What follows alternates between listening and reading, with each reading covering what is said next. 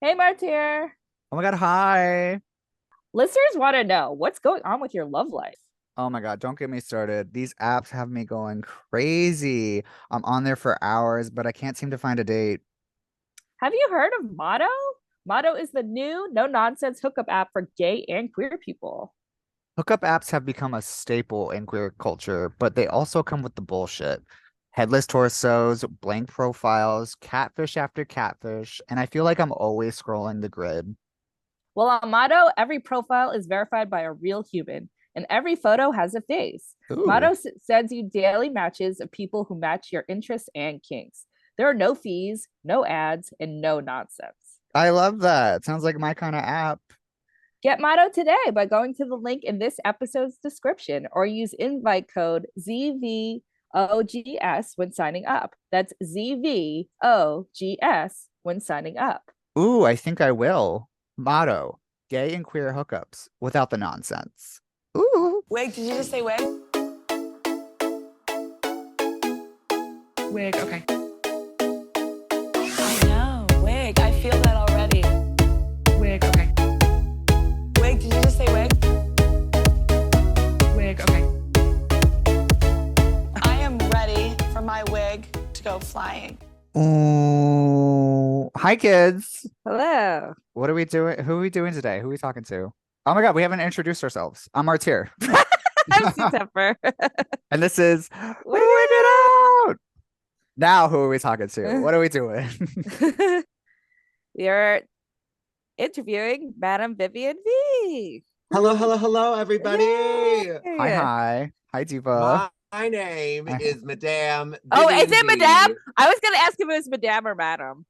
Oh, I say Madame. It's how Bob the drag queen would say my name whenever he introduced me. Did Because he it's the only way really? you can actually understand it. Because it's so Okay. long. There's just so Yeah. many words. It's so he would say Madame Vivien V. And it was great. I loved That's it. because he's from Atlanta. Oh, we love Atlanta. Oh yeah. Well, I've never been, but I love the stories of Atlanta. And I love Shauna Brooks Oh and yeah. Nicole Page Brooks. Yeah, I've seen them perform. They're incredible. I don't know if you saw them Oh, yeah. recently Oh, at the book premiere. Oh my God, what can I think of the book with Amber Alert? She Mhm. wrote a yes, yes, book. yes. You were there too, Martyr. I was working. I It was a great popped time. in at the last minute, but I had hired Shauna for my show, Clusterfuck Cabaret. Yeah. And then I hired Nicole for my party, Fruit Snacks. It was fabulous. The whole Brooks family up in town. Yes. Incredible. Before we start, let's talk about the glams. We were all there. We Oh, we were. were. Did you I was guys We have on. fun? lost. We all Woo! lost. Well, I mean, I wasn't nominated. You couldn't lose. I couldn't lose. But I was so now listen, how many years have y'all been going to the glams? Well, years as in visiting, like watching it many.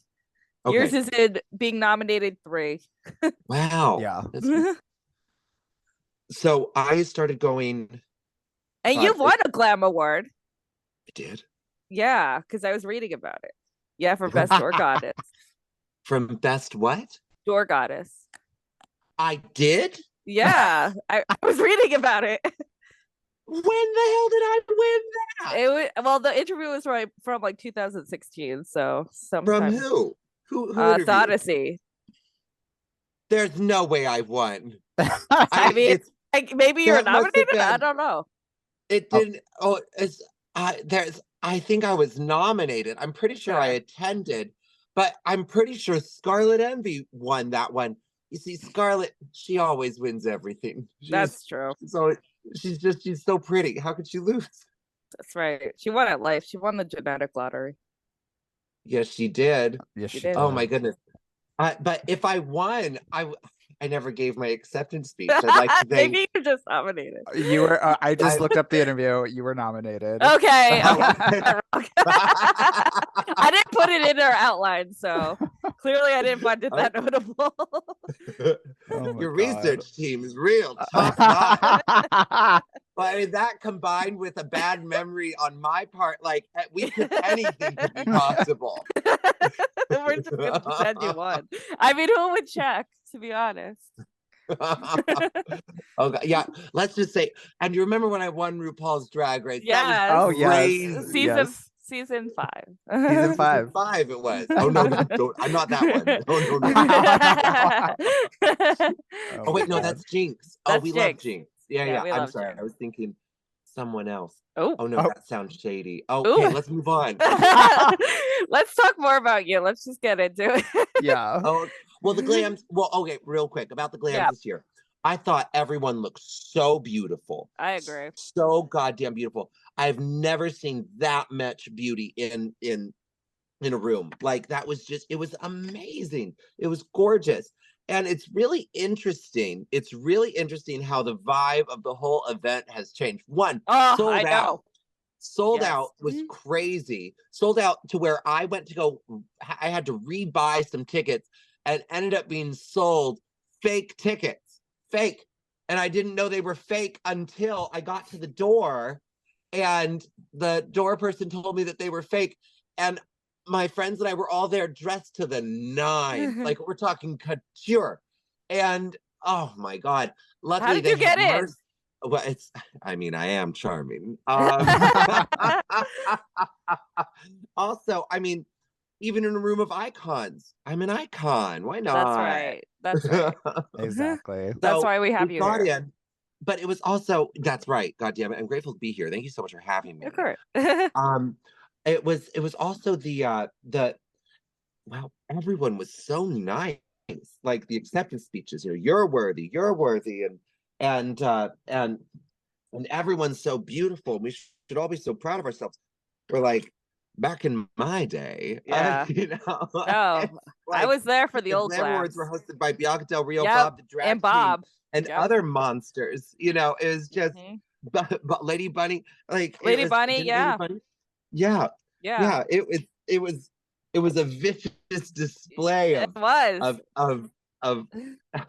vintage drag culture. I guess it's vintage now. I guess now. I don't know. I still love a good read.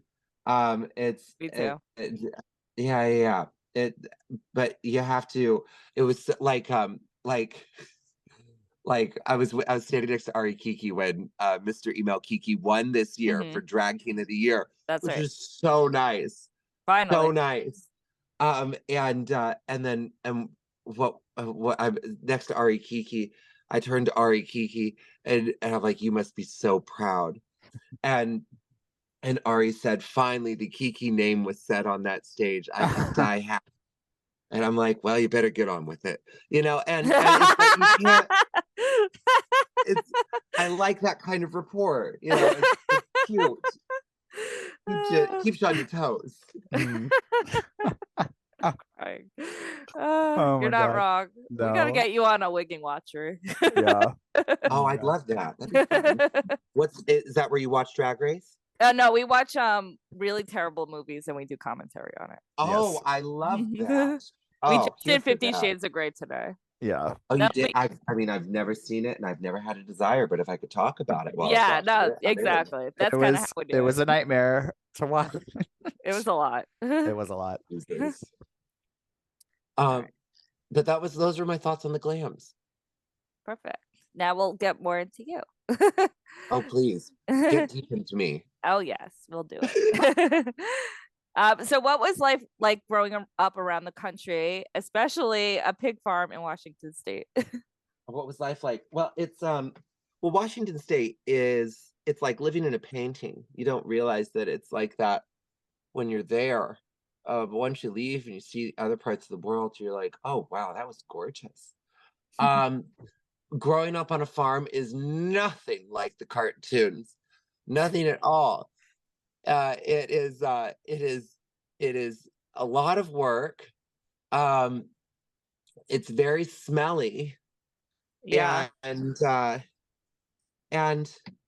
mean, well, I'll be honest, I didn't enjoy my childhood very much at all.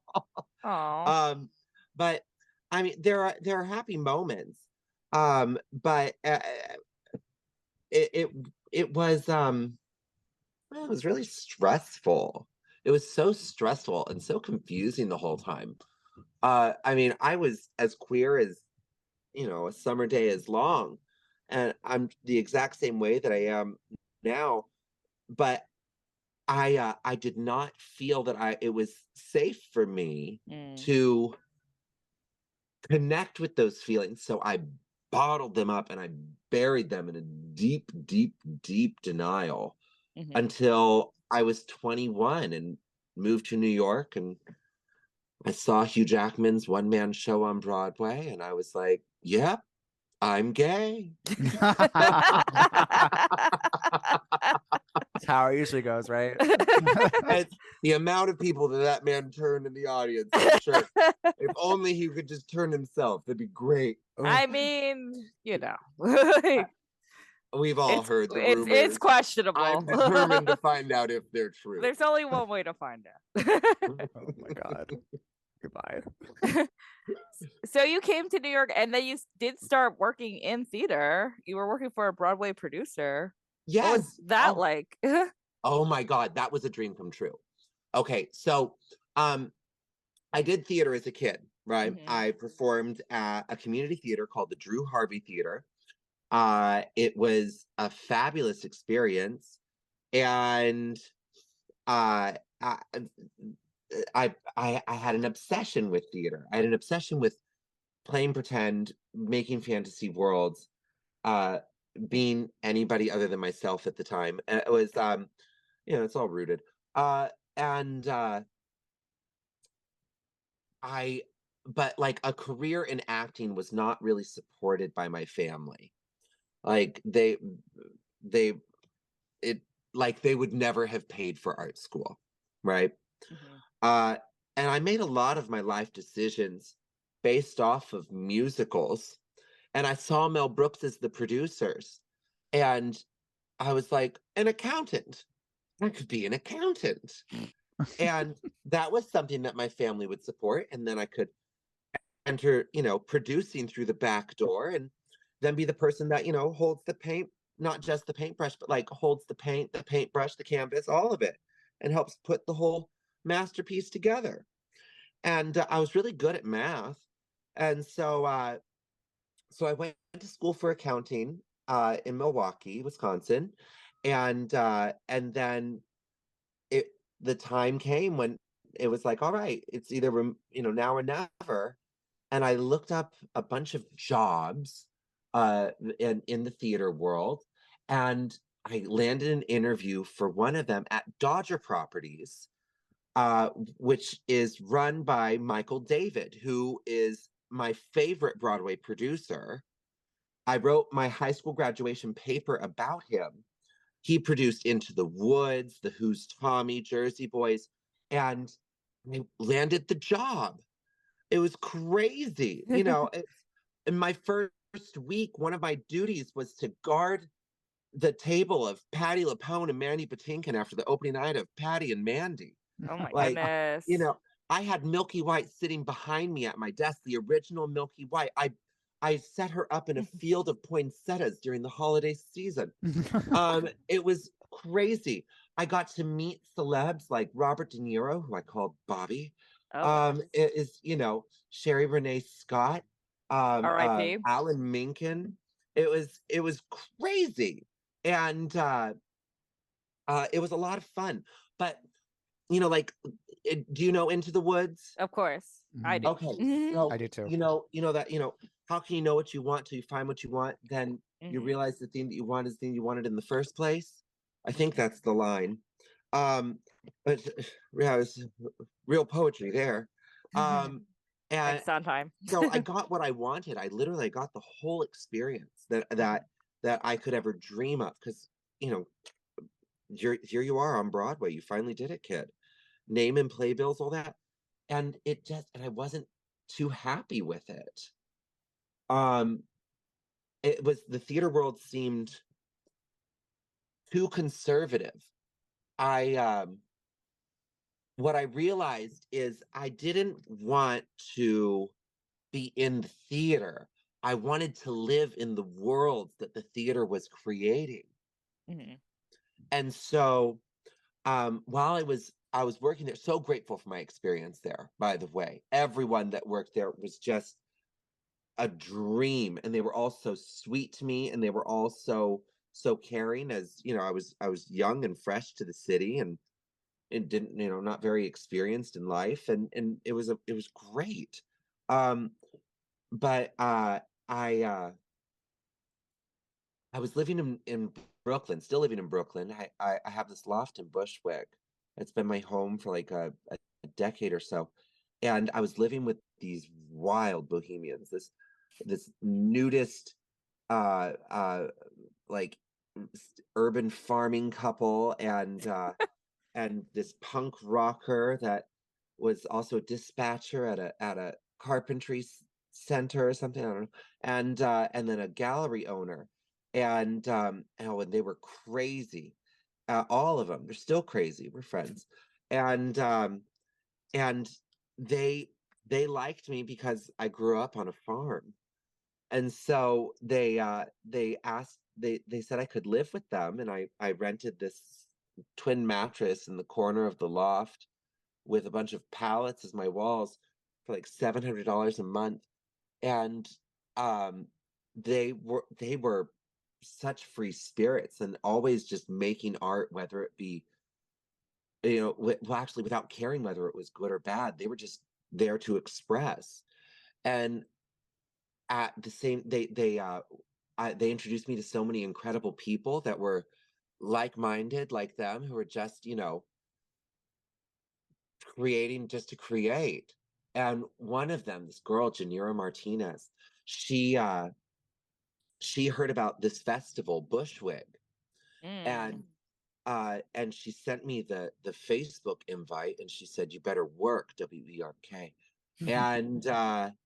And I was like, you know what? Yeah, maybe I should. I've never done it before, but I'd always thought about doing drag, Mm-hmm. and I'm like, I should go perform at this festival. And I messaged them, and I told them that I about the act that I wanted to do, and they were like, that sounds cute. It was going to be a recreation of the Shakespeare Sisters music video Stay. And then I discovered drag.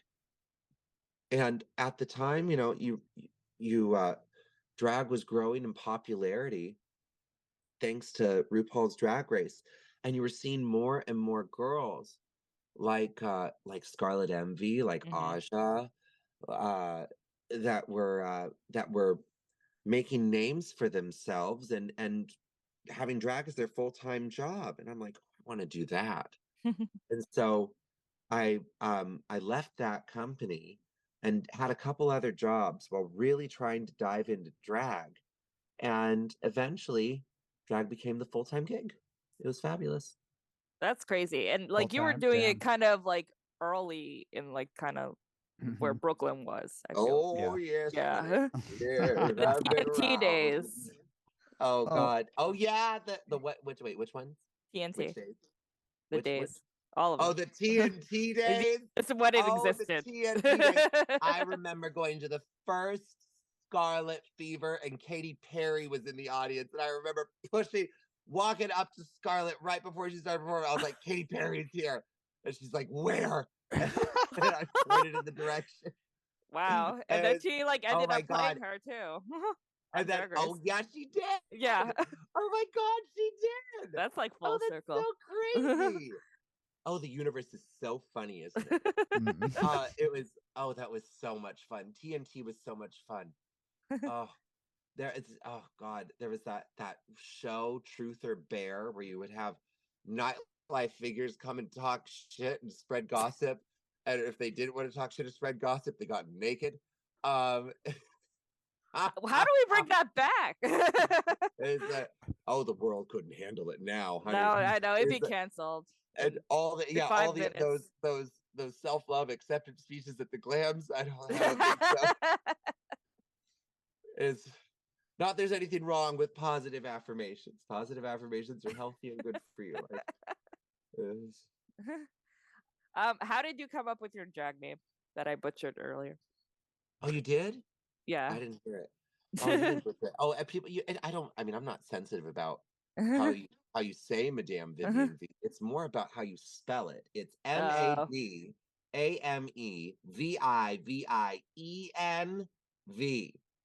Everyone always wants to add an Yeah. A or an extra EN or something like that, but it's like, no, sis, keep it simple, just like Vivien V. Yes. Yeah.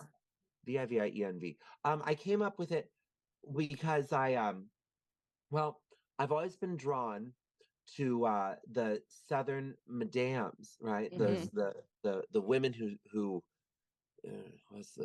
settled the West, whatever that means. But and I love women who use what they got to get what they want. So I wanted that title, and I was going through a list of names with my friend Jessie, who's from Milwaukee, and she got to the name Vivian, and I was like, ooh, that sounds, yeah, Vivien Leigh. Ooh, that's great. Because when you watch Vivien Leigh in most anything, but like when you watch her in Gone with the Wind, which I would watch that movie with my mother on occasion, you watch her in Gone with the Wind, you just want to slap somebody. You want to find the next man that slightly inconveniences you and smack him across the face. And I'm like, I want to instill that kind of energy, you know?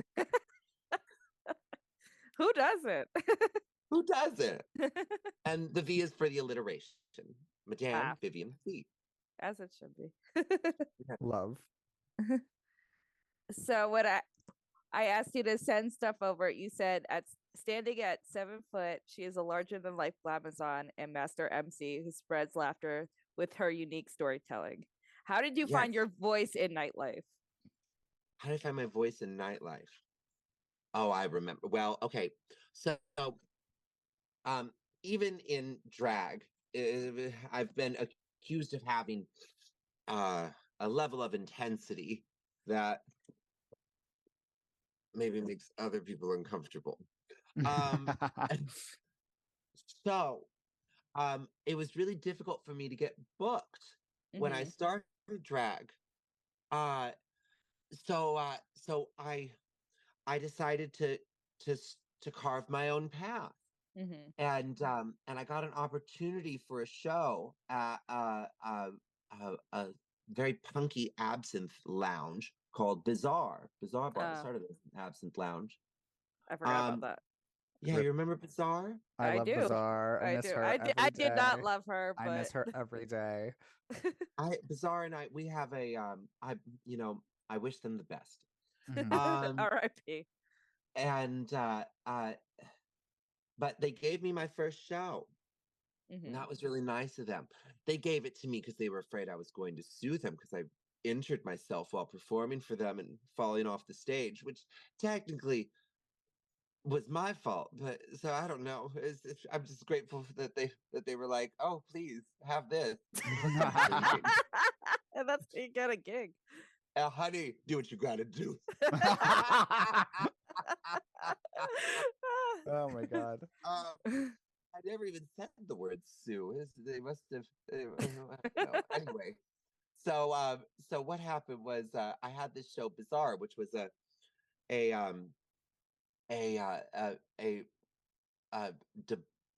did I put it? It was like an erotic variety show that didn't take itself too seriously. And I would book variety acts, and I wanted to be like the variety acts that I was booking. So I started going down this like circus route. And wait, what was the original question? Oh, how did I find my voice? Oh, yeah. That's right. And that's right. So we don't have to talk about the circus. We'll talk about that in the second part. We'll get to it. Yeah. But so it was the first bordello, my first show. We had a full house. Who were the guests that night? We had it was Vagina Slams, and Ms. Jade, and there was and Miranda Lamvon. That's right, Miranda. Oh God, I miss Miranda. And it was right before I walked on stage, I realized, oh shit, I have to host this thing. I didn't even think of that part. And I was like, oh, you got to figure out something to say. So I just started talking. And if there's one thing I can do, it's talk. Uh, and so at first, for the first many years, I was very angry, and I would lash out my insecurities at the audience, but luckily I looked like a clown when I did it, so everyone just thought it was really funny. And nobody was ever really scared. Um, but then, which thank God. Um, but then I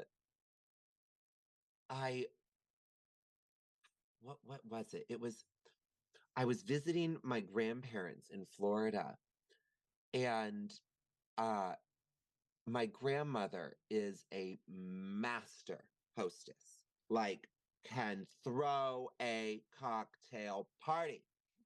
Um, oh, she's so amazing. And my grandfather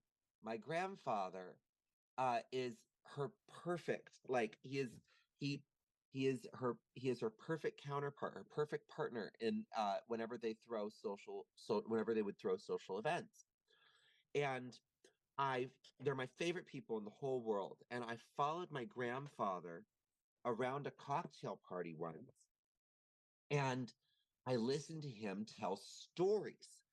And he had like an arsenal of, like, he used like maybe a half dozen stories that night. He has an arsenal of like a dozen stories. And he tells them in such a fantastic way. He it's his way of it's actually it what it turns out is it turns out it's his defense mechanism, because he told me later in life that he gets socially anxious. Mm. So he rehearsed a handful of stories that he modeled his storytelling style after a comedian. Oh God, I'll have to ask him for the name of the comedian again. And so, but he would mimic that comedian. And but everyone was always so captivated, always sounds so fresh and new. And so I started mimicking his style of storytelling with things that I thought I need to learn how to laugh at, like, namely really embarrassing sexual experiences. Like, like the first time you hook up with somebody, and like the dog is in the corner of the room and it's just staring you down, and you're just like you start getting these. No, this isn't something you can say if it's not on the stage. The joke goes into a completely different direction. Like, I start talking about how, it brings up memories of Beauty and the Beast, and how the Beast awoke feelings in us that we still don't fully understand. Things You're like not that. wrong. And oh God, I need to get myself to a furry convention. Um, but but it, I so I learned how to make the things that the things that I felt ashamed about. I used it as like a double-headed thing. Like, I was like, all right, I'm going to conquer these things that I used to that make me feel ashamed. Because in reality, if I were to see this thing on television, or hear this story from another person, I would be cracking up, you know. And then I mimicked my grandfather's style, and I would tell those stories on stage. And I became known as this storyteller. And now I tell stories about everything. Like, Mhm. scuba diving, and like having a run in with a great white shark, and contemplating how to, do I murder my father to get out of this situation? It's or uh that time. So there was this time I had this gig in Mexico. Okay. And oh my God. Okay.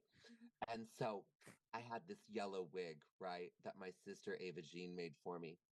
And the way that I take my wigs, um, I uh, I I just carry my wigs, right? And she was done up in this gorgeous, gorgeous updo, right? And I carry them, I put them in the box, get them security, and I hold them on the plane in my lap, right? Mhm. And I'm going through security, right? And I put her name's Lucinda. I put Lucinda in the box, right? She was named by a Okay. flight attendant because she's traveled a lot. And she goes through security, and then I go through security, and I'm waiting for Lucinda on the other side of the machine, and then I see that she hasn't come out yet. Actually, no, nothing's come out yet. And then I look down, and like there's all security is stopped. And then I look at the machine, and I see why it stopped. I see Lucinda. Lucinda has come out of the box. She jumped out of the box, and she was caught in the conveyor belt. Oh no. And I'm like, no, Lucinda, we have a gig. And then this TSA agent who had no business handling a wig comes over, rips Lucinda out of the conveyor belt, drops her back into the conveyor belt, rips her out again, drops her again, and then rips her out for a third time, throws her on the ground. Another TSA agent comes over with the cart Gertie thing. They pick up Lucinda and they set her on the cart and they wheel her over to me. And honestly, I like the style better. I almost went, can you wait here? I got 5 more at home. I can bring right on over to you. Oh my God. She was perfect to perform in. Just stunning. Getting her home was a totally different story. Oh my God. Yeah. Crying. I'm speechless. Oh my God. Don't tell Ava. We won't. The last question for this little section is, how has the Brooklyn drag scene evolved since you first started? Oh, well, back in my day, when I started, I feel like we were all just trying to outshock one another, or maybe I was just trying to outshock everybody. Oh no, I mean, there are a lot of shocking things happening. Like the girls, we were all the only people who really came to our shows were us. We're like other performers. Mm-hmm. There was, it was a lot of like you'd see a performance, then it'd be the only time you'd see that performance. There was it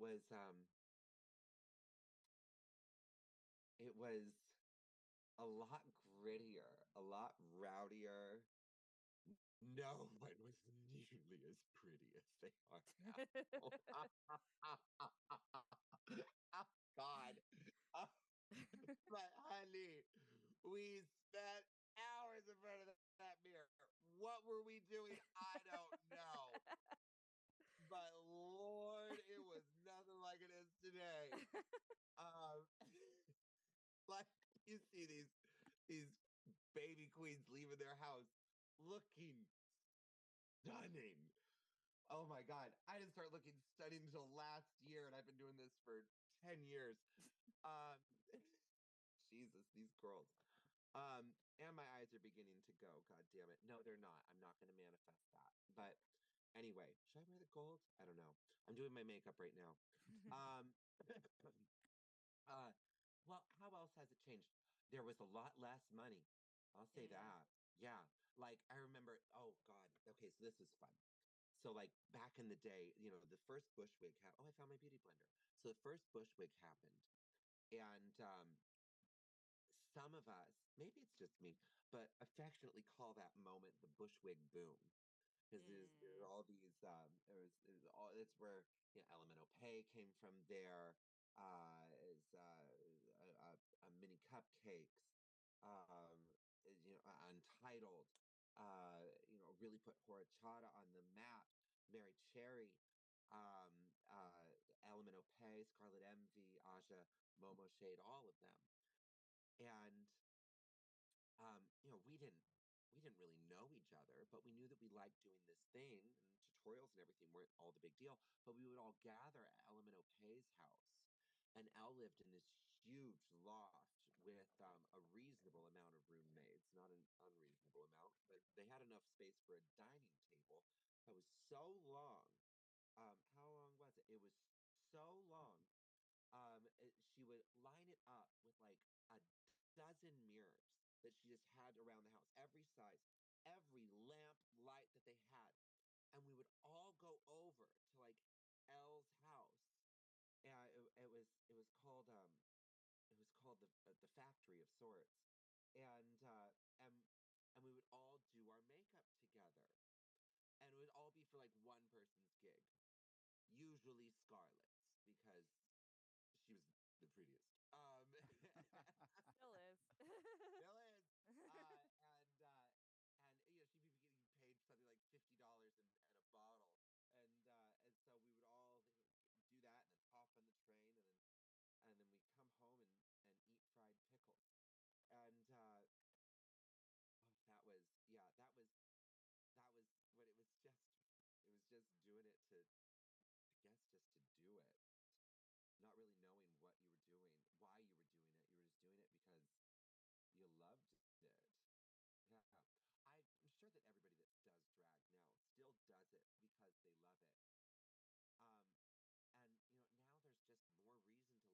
Bye. Bye.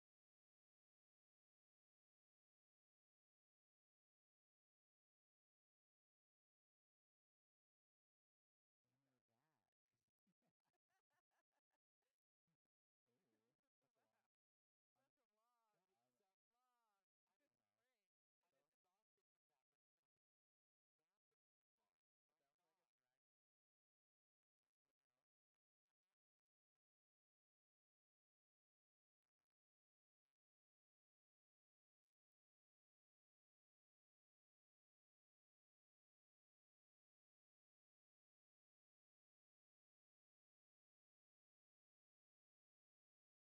Ooh, such a long. Wow. I'm, Such a long, I'm, long you know, break. so sounds like a drag. You want to talk about reading? Just So watching you're you. saying I'm old. No, oh my God, no. It just you have Well, the. honey, you're in my closet right now. Do you see the body? The body. She was Uh, down. I'm recording from inside my closet. Exactly, So exactly. everyone can have a visual. Oh my gosh. Well, on a different note, completely. Not related. Not related. Maybe it is. Not I don't really. know. I don't think so.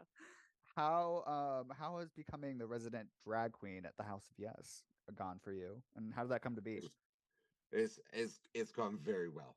I mean, it's wonderful. It's absolutely wonderful. I have a I have a I have a family. Like I have family members, blood family members, but like these people are different. Um, God, we just we live to entertain each other. Um, we we we we we enrich each other's lives in so many different ways. And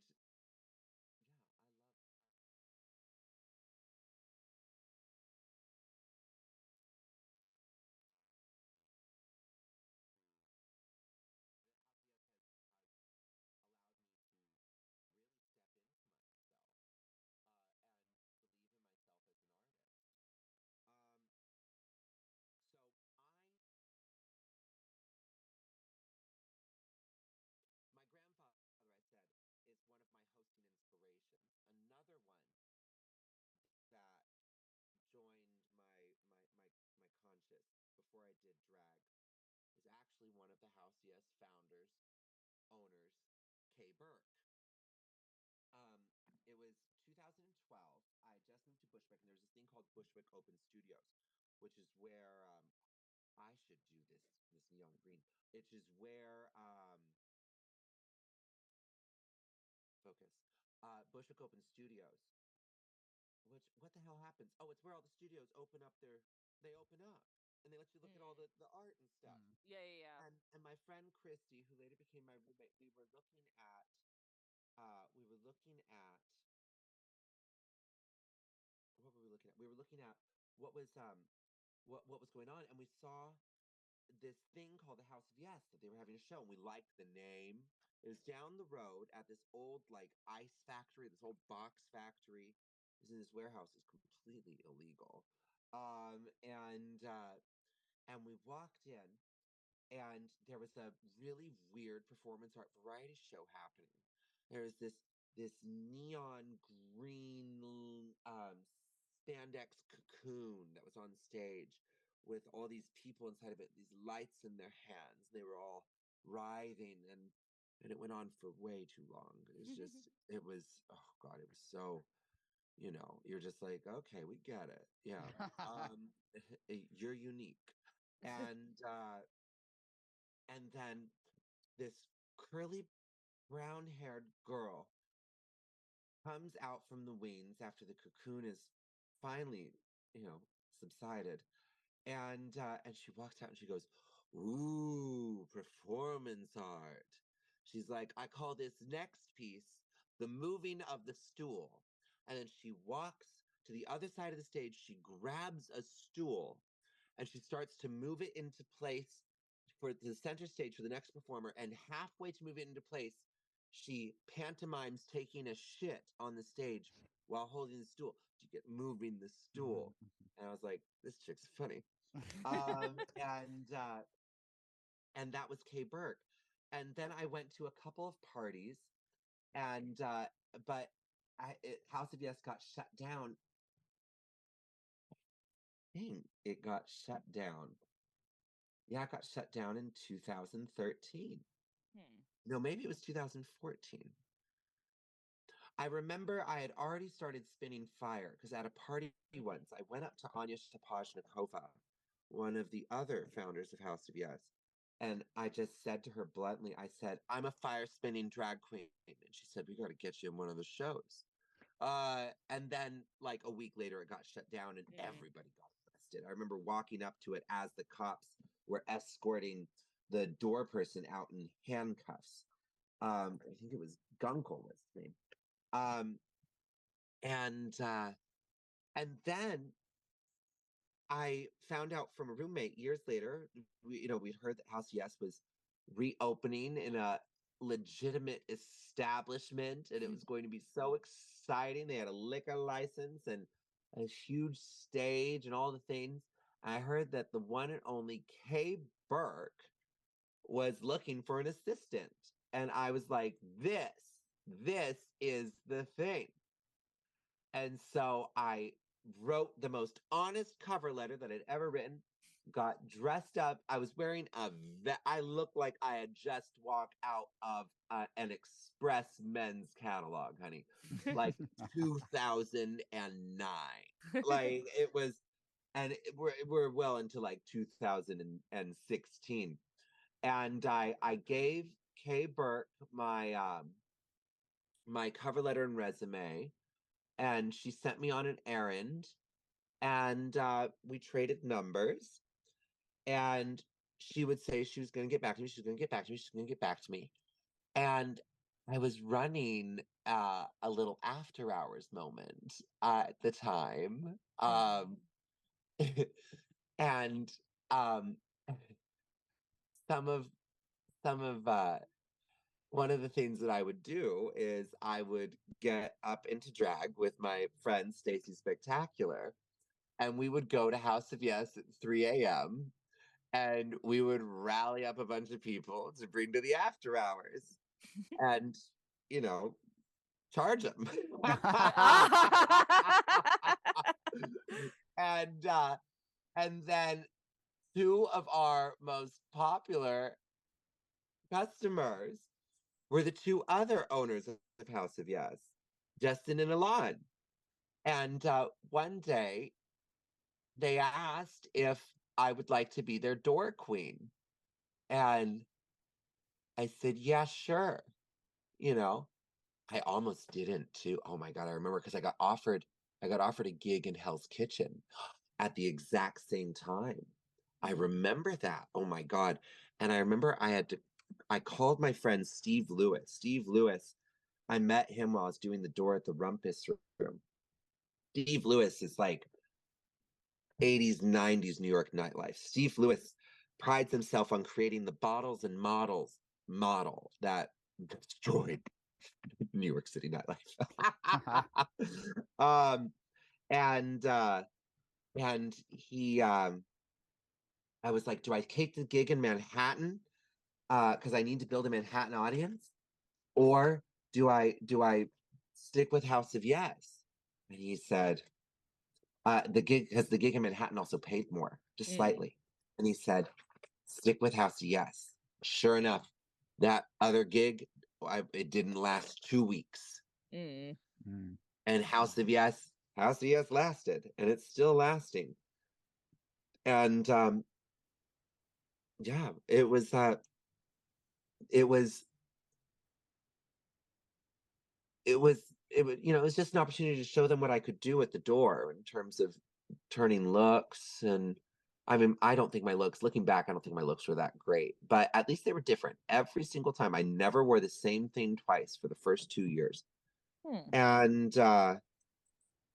then they got to know the other talents. And then they started giving me more opportunities, like to host the shows, to travel to the festivals, to produce shows, to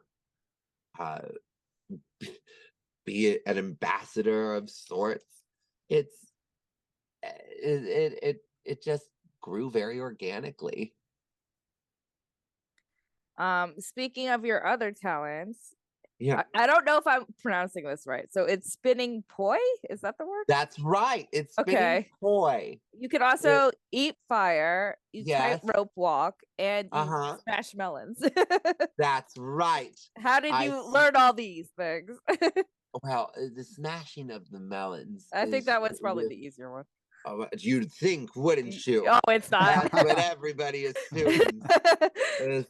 No, it is. It's easy. The smashing of the melons. That's a bit that I lifted from Gallagher. Gallagher. Mostly known for that. He's a bit comedian. I love a bit. Fucking love a bit. The poi, it was my first performance was the first performance of the very first Bushwig, right? And I said I did a recreation of the Stay music video from Shakespeare Sisters. And the second year I was like, okay, I really gotta wow these fucking girls. And I saw a commercial for like Iron Chef or something. And somebody entered spinning fire on either side of them. I was like, that'll fucking do it.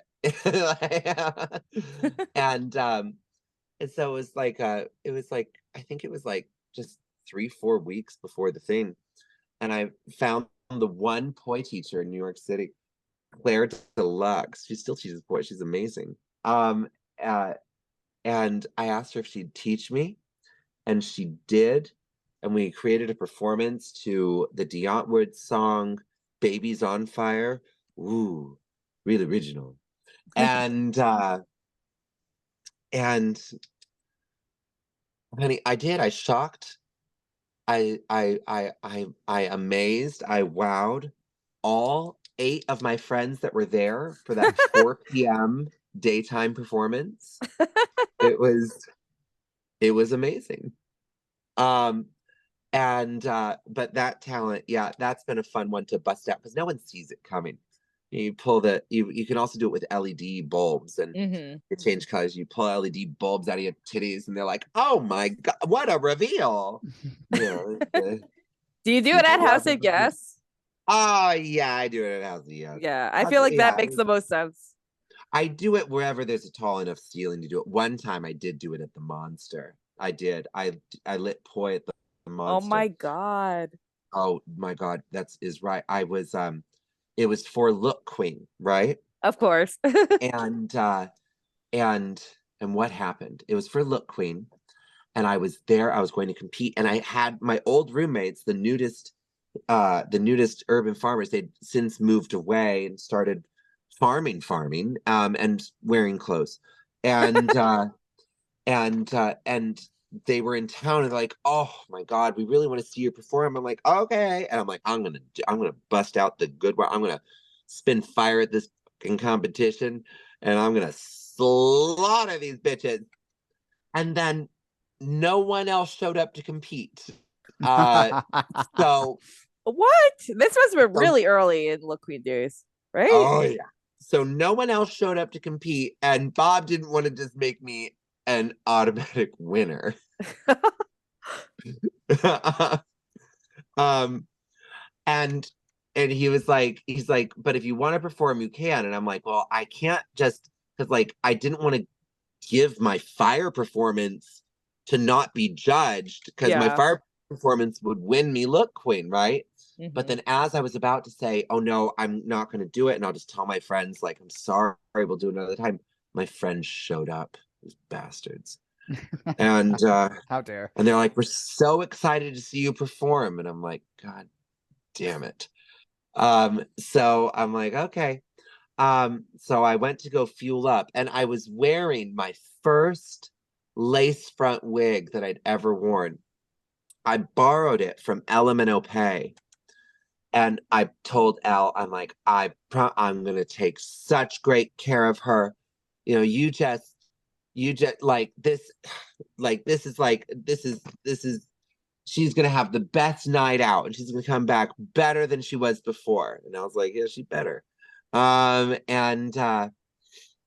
then, you know, I'm 6'4" out of heels, and then with hair, heels, personality, I'm through the roof. So try to spinning fire over your head in the basement of the Monster. Oh my God. You know, so I'm there and I'm doing my performance, and all the girls are just in shock. Like, this queen, it was stupid. When I spun fire, I was covered in synthetic fabric. It is the dumbest thing. Don't do it. I could have died or worse, right? But all the girls, they're all in shock. They're all amazed. And I do this move where I bring the poi up over my head, and they simultaneously hit the ceiling and then ricochet and land on my head, and the wig in the center catches fire, and all the girls reach for me to pull it off, and then they realize that they could be in danger, so they all stop, and then I drop to the ground, and I spin my head in circles, and it extinguishes the flame. And it was sickening. It was sickening.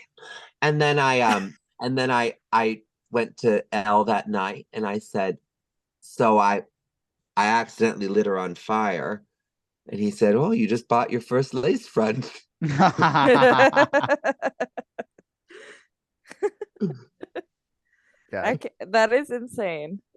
Yeah. Because the Monster has very low ceilings. I haven't been there in Very low ceilings. ages. But yes. One time I did a flaming axe bit at Stonewall and almost burned down Stonewall. Also for a competition. God, that would have sucked to be the faggot that burned down Stonewall. Wouldn't be To the be first fair, time. to be fair, that Stonewall is not the original Stonewall. Yeah. It's not? No, it's No, next to the original. Next door, yeah. Yeah. Wait, I didn't know that. Yeah. It's only like half the building. Yeah. Yeah. Wow. The more you know. The more you know. The more you know. So you've performed with Kacey Musgraves, Sophie Tucker, Trixie Mattel, and opened for Diana Ross and Kesha. Yes. What's it been like working for and with all these like very famous people?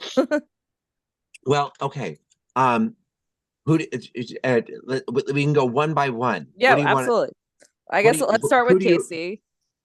Kacey Musgraves. It was Bonnaroo. It was 2019. I'm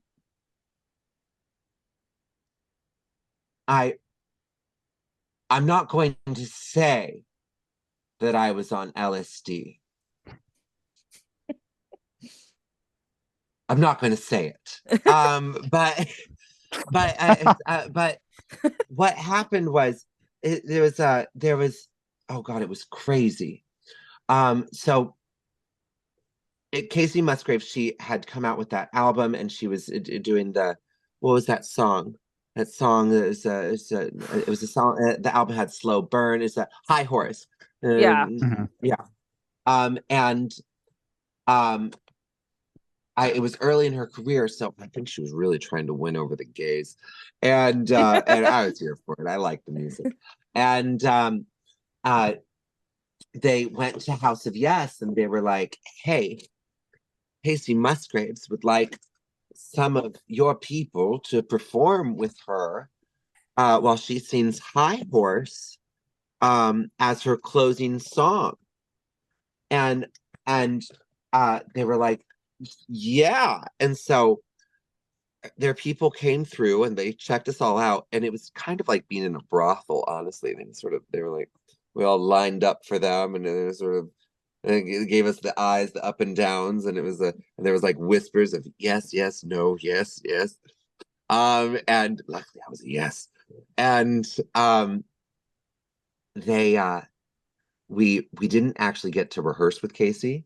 We were to bring a fan on for her and then frame her and do a dance and then exit. Mm-hmm.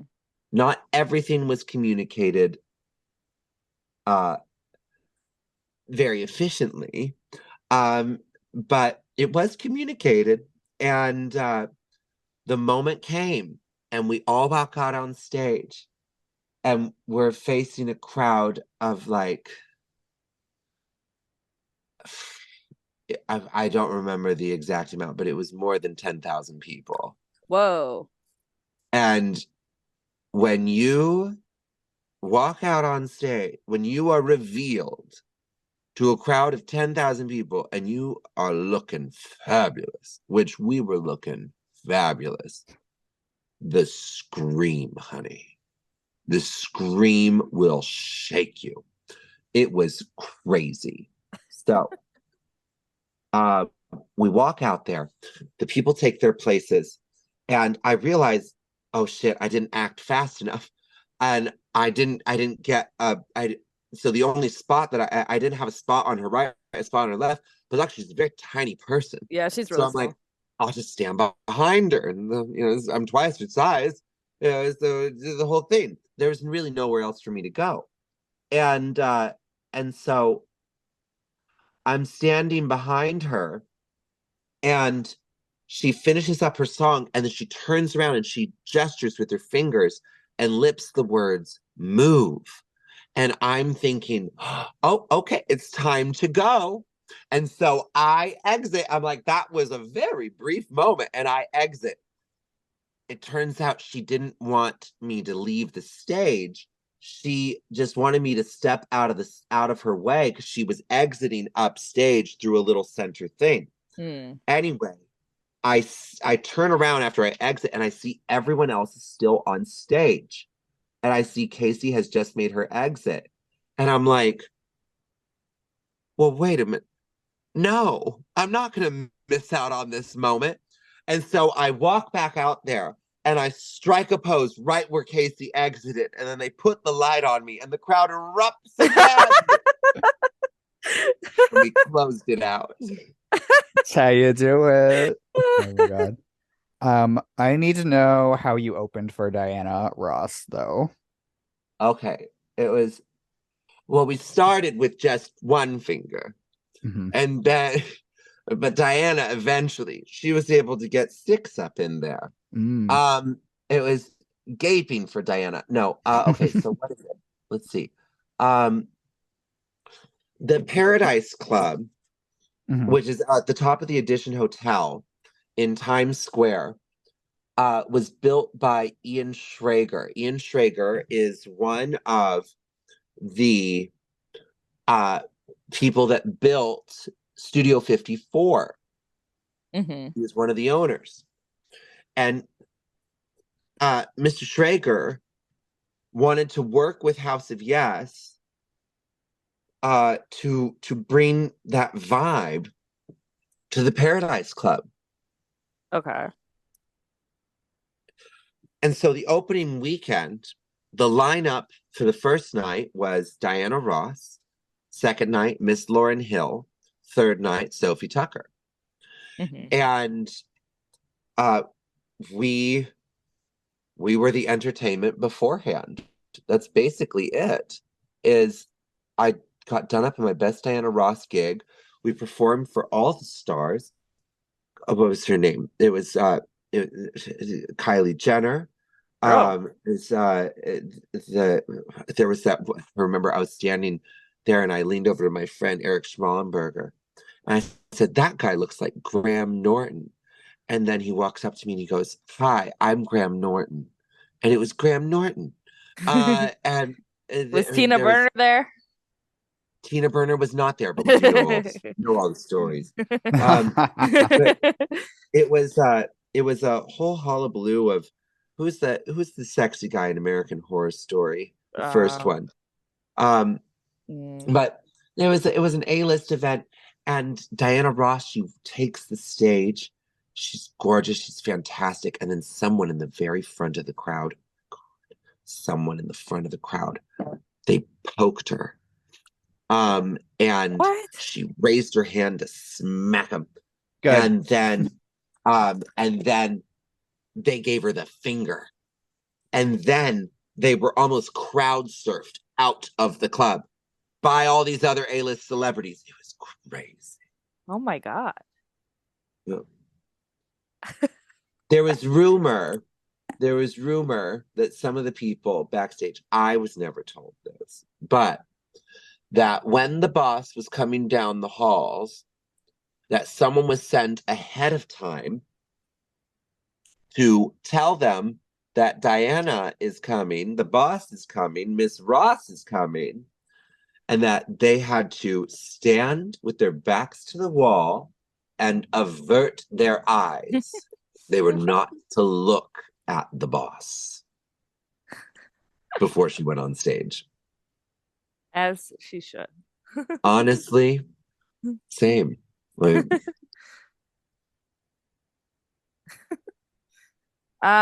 so you've spoken at Columbia University. What was that like? Oh, that was what was that like? That was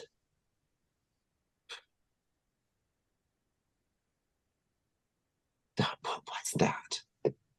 That was probably was that 2018 or was that 2019? I think it was 2018.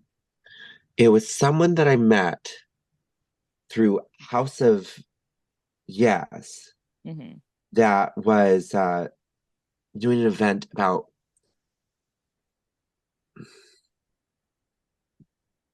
they were doing a no, it wasn't House of Yes. Or was it? Maybe we spoke at House of Yes. Anyway, they were doing a study on the queens in social media. This was at the time of that's how we could track it. This was at the time when Facebook was going around and forcing drag queens and trans people to change their names on Facebook to the names that were on their IDs. And this was affecting people's money. This was affecting people's mental health.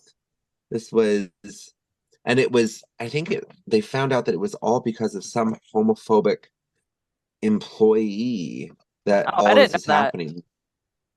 That's what I was told. I don't know. I don't watch the news. I just listen to gossip. But which is isn't that the same thing? Honestly, the news these days. And well, wait, hold on. So what happened? Oh, right. And so I just went and I spoke about how the Brooklyn community, the Brooklyn drag community, how we were able to fully form our characters in our social media presences, and that as social media grows, we're just going to grow, and we're going to grow strong with it. That was pretty much it. And everyone was it was just speaking at a hall. It was, I mean, I was expecting it to be something really, really incredible, but it just sounds really good on a resume, honestly. I'm here for it. That's how you do it. Well, speaking of social media, I didn't put this in the outline, but your like TikTok is really good. Mhm. Oh, it is? Yeah, I feel like Oh, it's really God. informative. Well, tell. Well, what do you mean? It's informative. I was Like like, I like to tell- see like your day in the life and like all the things you get up Oh yeah. Oh, that's only half of it, really. to. We're only God. getting half the story. Yeah, it's Untucked. tune in for Untucked. Vivien V Untucked. Lord, that'll be the name of my OnlyFans. Oh God. God. No, yeah, I like to pack my days. And I'm it's life, you don't know how long life is going to be. And uh what I have what I have learned in my in through my experience is so far is the best way for me to navigate life uh is to have a purpose. It doesn't matter what that purpose is, as long as that purpose is bringing myself joy and brings joy to others. And you have to set specific goals that fit into that purpose, but you have to think of those goals at the way that you would think of them when you were a kid. Like when I was, when I was growing up on the farm and I would talk about working on Broadway, I wasn't taken seriously. And then I write a paper about Michael David and I end up becoming his executive assistant. Like, and honey, I was a terrible student. Like I was, I had so many issues. I really had no business having that dream come true. And it did. And I've had other dreams come true. Like I didn't think I was anywhere near good enough to be the resident drag queen of the House of Yes. And turns out I was. It's you gotta dream really, really big. So and eventually, the universe sort of sees that, feels that, catches up to that, and those dreams do come true. It always takes a little bit longer than you think it's going to take, always. And so what's the thing? So I like to fill my days with an abundance of activities to make myself a better artist, and make sure that I'm budgeting time to really enjoy the riches of this city, because that's why we moved here, so we could see everything that's going on, so we do everything that's going on, and so we can have stories to tell, right? So like those day in the life things, they're really fun to make, but like on an average day, I wake up when I don't have a gig. I wake up at 7 a.m. I take an ice cold shower. I meditate. I stretch, and then I have a huge breakfast, and I practice splits and Spanish because I've learned I can't practice those things individually. Otherwise, I'll get really bored. So, and I would really like to learn how to do the splits because then my legs are so long. It would be amazing. But I do fear that what's going to end up happening is I'm only going to be able to speak Spanish while in the splits. I mean, whatever you got to do to get through customs, I guess. And then I do my social media. You can tell when I'm having a when I'm behind schedule, when I haven't done a social media post. Mm. And if there is time, I'll read some of my book, whatever book I'm reading, and then I get to the gym by 10 a.m. Or go take a stretching class or a ballet class, or because dancing is not my strongest suit. We're working on it now, and always it is a check of the ego taking these classes with these 20-something-year-old supple NYU students. Mhm. But I mean, it's thank good for them. I'm playing catch up. And then I start my day and I do like admin work. I'm working for this new hookup app called Motto on expanding their network. It's really fantastic. It's like Grindr, but without all of the toxic bullshit. It's really wonderful. They have a way of verifying profiles. There's no catfishing. There's no faceless photos. It matches you to people that match, that have similar interests, similar kinks, things like that. And it gives you a select number of matches every day. Like it gives you 15. So that way you're not endlessly scrolling. You have like a chance, and then you can connect with these people. And it works. Anyway, so then at night I do my shows. She's booked and blessed. It's a full day. You're so busy. Yeah. I do wonder what I'm running from though.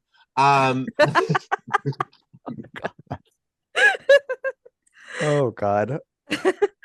I think we can take our last break before we wrap up. Well, we have more questions, but this is our second break. Yeah. We'll be right back, kids. We're gonna take our last little break and we'll get into our usual wrap up bullshit. So we'll be right back. Bye. Bye. Wig, did you just say wig? Wig, okay. I know, wig. I feel that already. Wig, okay. Wig, did you just say wig? Wig, okay.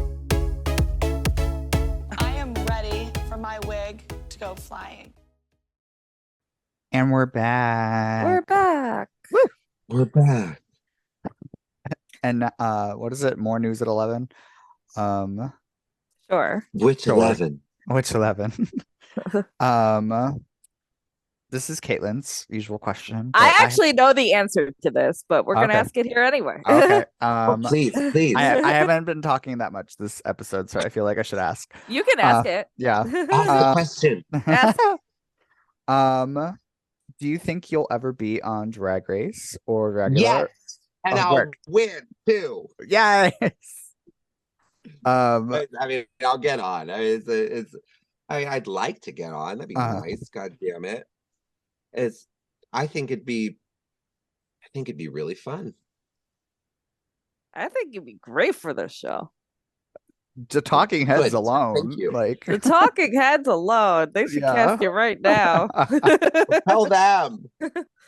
Try I'm on the phone with Wow right now. I promise. I mean, Martyr knows one of the casting directors, so. Lord. Let's not get into that. What future projects do you have coming up? Oh, well, Motto, like I said, Motto is something that I'm very excited about right now. If there's one thing that I am passionate about, it is casual dating and hookups. And so expanding this network is a really exciting adventure for me. And it's allowing me to get more money into the drag world, because for like creating events and all these fabulous soirees for people to come and meet and connect, and they're being entertained by local fabulous entertainment. That's so really exciting. cool. Yeah. So that is something that I'm excited about. What else am I excited about? I mean, you have a lot. Oh my God, my Clusterfuck Cabaret is celebrating 2 years on March 24th. Ooh. It is a Friday. It will be at House of Yes. Oh my God. This show is we have Storm Marrero, who can sing the house down. We have Joshua Hubbard, who is going to, oh, I'm sorry, Joshua Holden. Joshua Hubbard is this fantabulous English voguer.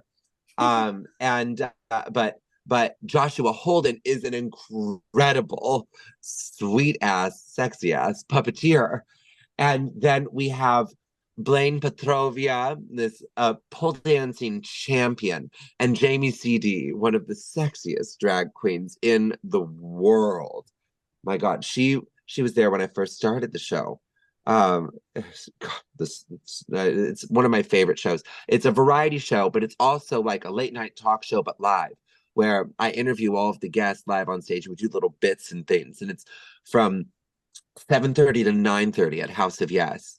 And there's all these little perks and sparkles like macaroons and candy and glitter that flies through the audience. It's great. It's a good time. That sounds so fun. Tickets available on Eventbrite. Yes. And where can people like see where you perform? I know you have a lot of gigs. Well, I'm at House of Yes every Friday with the Drag Race viewing party. We call it Screen Queens. It's with my sister Pixel, the drag jester. We started at House of Yes around the same time. We are the queens of House. We're the old biddies of House of Yes, I guess you could say. We're not old even. Well, I mean, parts of us are. And then every Wednesday, which is what I'm doing my makeup for right now. Oh, I don't know when we're recording this release. Sorry, I don't. It's fine. It doesn't matter. It's every Wednesday. There's no illusion. But every Wednesday, I'm at Joy Face in the East Village on 7th and C, where we have Miss Satomi Face putting glitter on everybody's face. We have fabulous disco and throwback music. Like it is just good vibes all around. And then I give shows at 11 o'clock. It's super, super fun. Awesome. So where else am I? Yeah. Am I anywhere else? No, not consistently. Well, okay. I host shows at House, yes, but like those are the things I'm most excited about.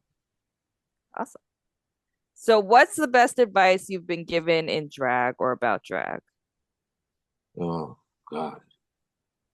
It's the best advice I've ever been given in drag. Or the best advice you could give someone else about drag. Take the shoes off when the gig's over.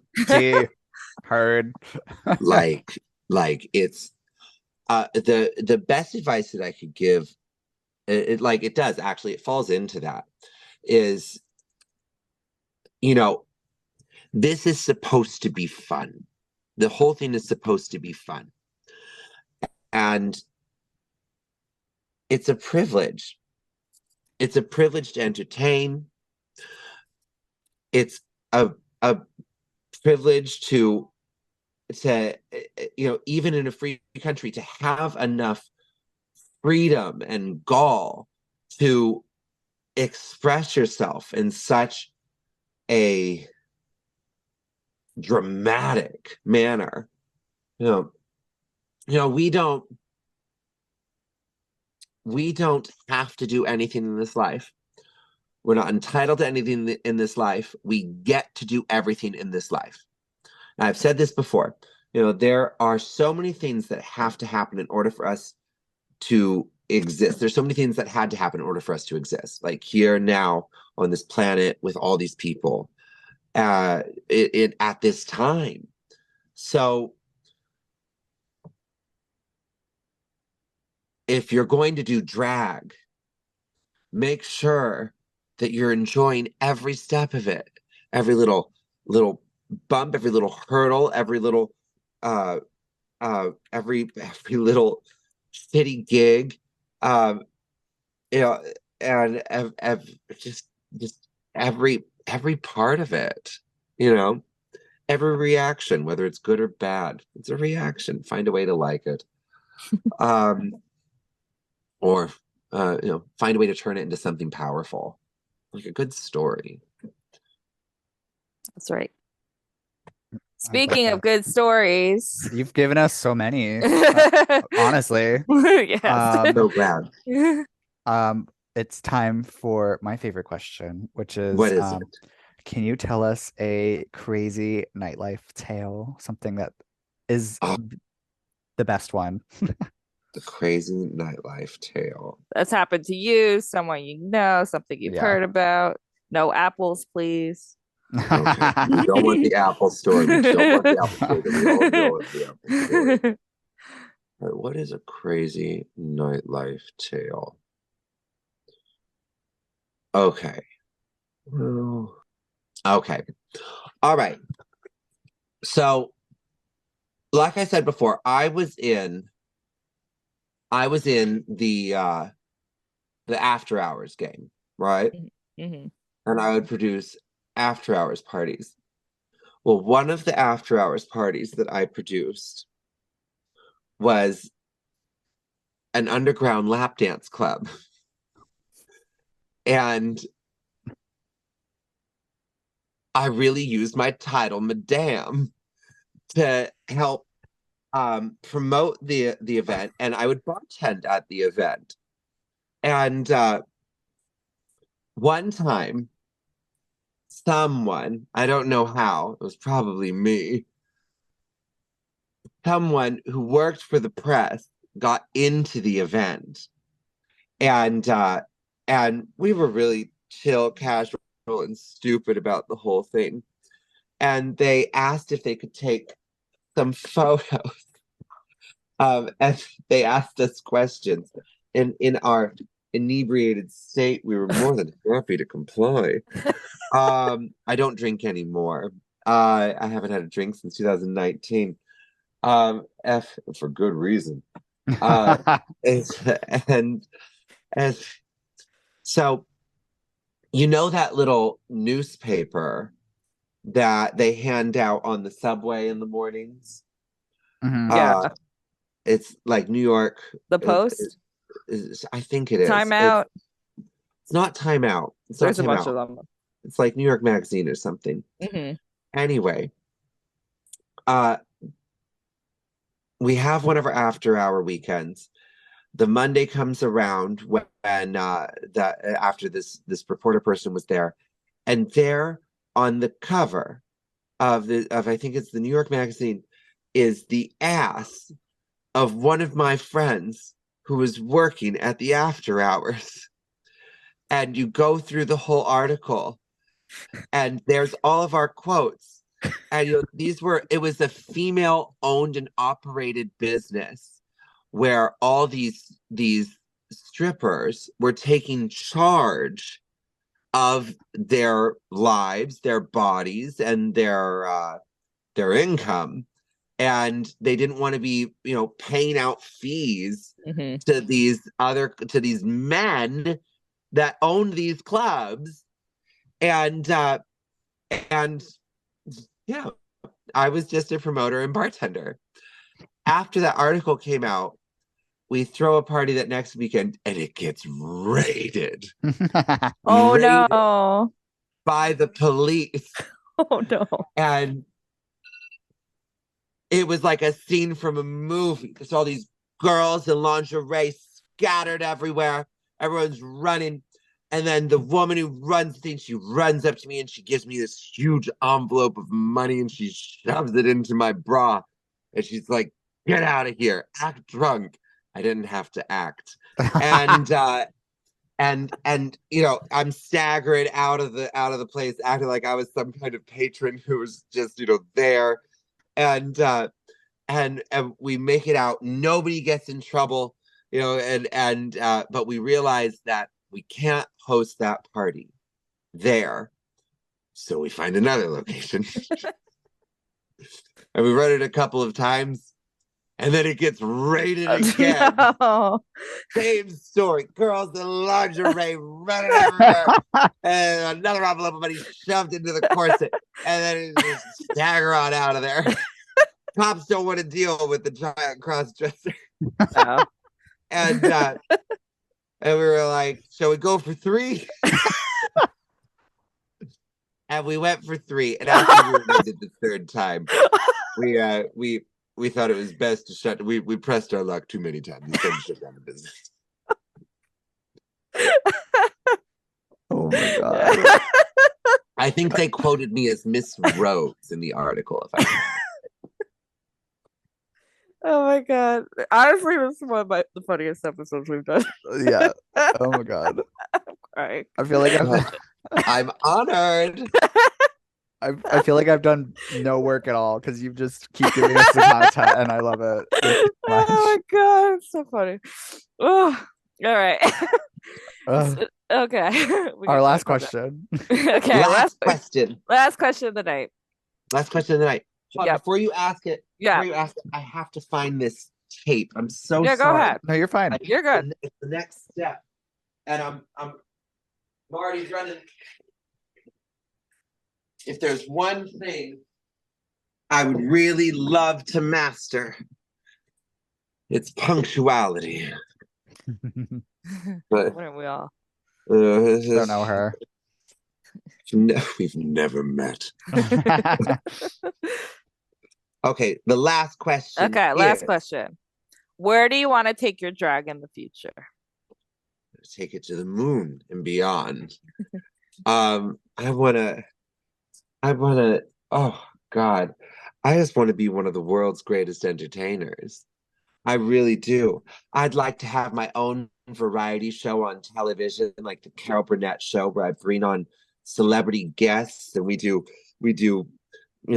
musical numbers and we tell dirty stories and we have offensive sketches. And not that Carol Burnett sketches were offensive. Well, some of them were. I mean, some of them were a bit dated. Questionable. But most of them, it was just good old humor.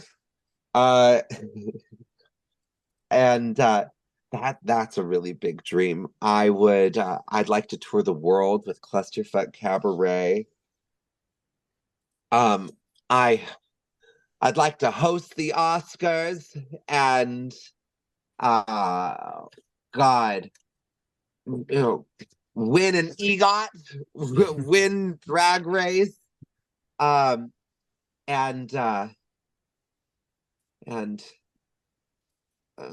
God, what else would I like to do? I would really.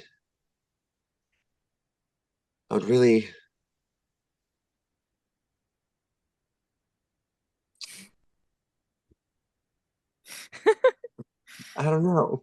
I mean, I don't that's know a what lot of else. stuff. Run The for dramatic I know president. it's a pause is lot of great. stuff. I would say I would like to. Well, I mean, there is one more story. Let's Do do it. it. Let's hear do it. it. Okay. No. Oh God. Okay. Well. All right.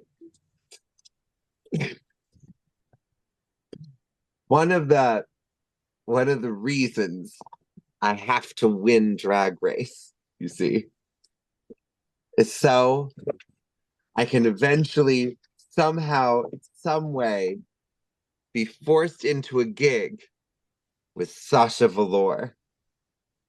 Uh-oh. I love Sasha. Oh, I okay. think Sasha is absolutely incredible. And I think she's one of the greatest artists to to ever live. And the things that she has done for drag, the things that she has done for queer visibility are outstanding. However, Sasha has gotten very busy and she has never returned a text. So I stopped texting years ago. Around the time that I stopped texting, I was doing a gig at Branded Saloon, and I would normally do that gig with my sister Kinga, but filling in that night was Florence DeLee, back when she still performed. And I showed up and I was wearing this rose brocade cocktail dress that was custom made by Miranda Lambon, Jonathan Miranda, the drag queen from the first Bordello. And you see, I was given that cocktail dress at a Bordello performance, actually, a Bordello performance that Sasha Velour it was the first Bordello performance that Sasha attended. And I get out of the car and Florence sees the cocktail dress and she goes, I know this dress. I love this dress. And I said, you don't know this dress. I've only worn this dress twice. The first night I got it at Bordello. And now, in this moment. And she said, no. Sasha came to me. And she showed me a photo of this dress. And she said, can you make this for me? And then I thought about it. And I was like, that dress did look familiar. And Florence said that the dress inspired the iconic dress with which the rose petals fell. And so I'd like to walk up to Sasha Velour and I'd like to say, nice dress. That's it.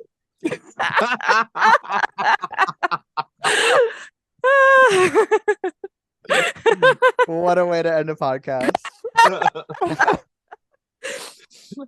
I mean, I just saw her at nightgown, so Yeah. I'll tell her. Incredible, yes. Absolutely. She Yeah. needs to get you on. I agree. That would be, oh God, it'd be so fun. God, she's outstanding. She always has been. Yeah, it's true. Well, thank you so much, babe, for Yay! Well, talking thanks to for us. having me, Oh y'all. my God, Yes, of course. such a good guest. Yes, absolutely. You don't say that about everything. It's also true. We love the little bit of shade. just a little taste. Where can the kids find you online? Oh, you can find me on Instagram, Twitter, and TikTok as Madame Vivien V. That's MADAMEVIVIENV.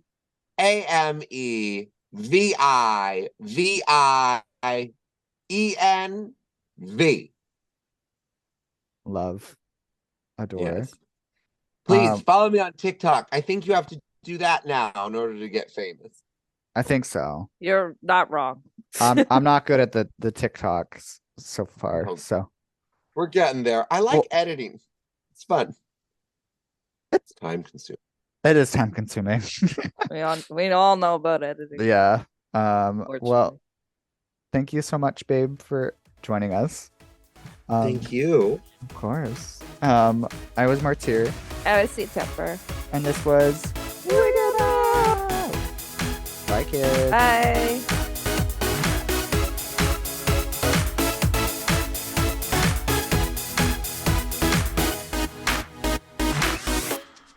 I'm C Tepper. You can follow me on Instagram at CTEPPER and read my book, The State of Drag, where I interviewed 175 drag queens from around the world. All proceeds go to charity on Amazon.com. Ooh, I love that. You can follow me on Instagram, Twitter, and Facebook at Drag the Martyr. And if you have any thoughts, comments, dick pics, send them to dragthemartyr@gmail.com. Listen, rate, and review us on Apple Podcasts, Spotify, SoundCloud, Google Play, and Pandora. And catch up with past episodes on WERRRK.com. That's WERRRK.com. Artwork for Wigging Out was provided by Glitter Baby Online. That's Glitter Baby Online. Thank you.